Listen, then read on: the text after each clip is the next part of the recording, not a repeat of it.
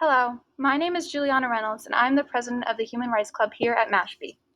This past year, we had to get creative on what we as a Human Rights Club could do to help promote diversity, equality, and unity within our community. Our club did a project to help Cape Cod homeless community by setting up Mashpee Has Your Backpack Drive.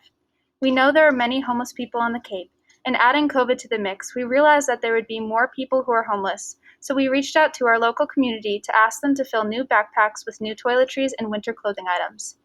In addition, Botello's Lumber and Mashpee's Women Club donated money for us to purchase additional toiletries and supplies that would cater to the individual.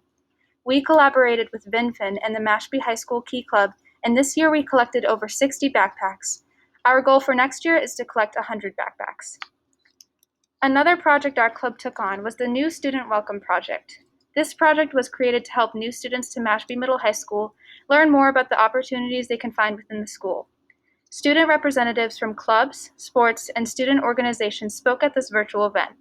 A Google Classroom was created for new students to find more information about different opportunities they can find at the school.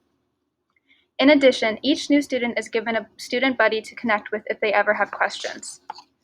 Another way we reached out this year to our community was to bring awareness about different topics and issues by creating a podcast called Human to Human. This year, we have completed one podcast episode that highlighted the backpack drive. We are currently working on our second podcast regarding mental illness and staying positive during uncertain times. The last initiative our Human Rights Club started this year was a student organization called Teen Maptivists. Many students have become involved with OpenStreet mapping through the AP Human Geography course, and we wanted to create a student organization where we could continue to do humanitarian mapping around the world to help vulnerable communities who are not mapped. We partnered with a high school in Texas, and we held monthly Mappy hours where we had guest speakers who use OpenStreet mapping in their professional lives. Then we mapped a humanitarian project.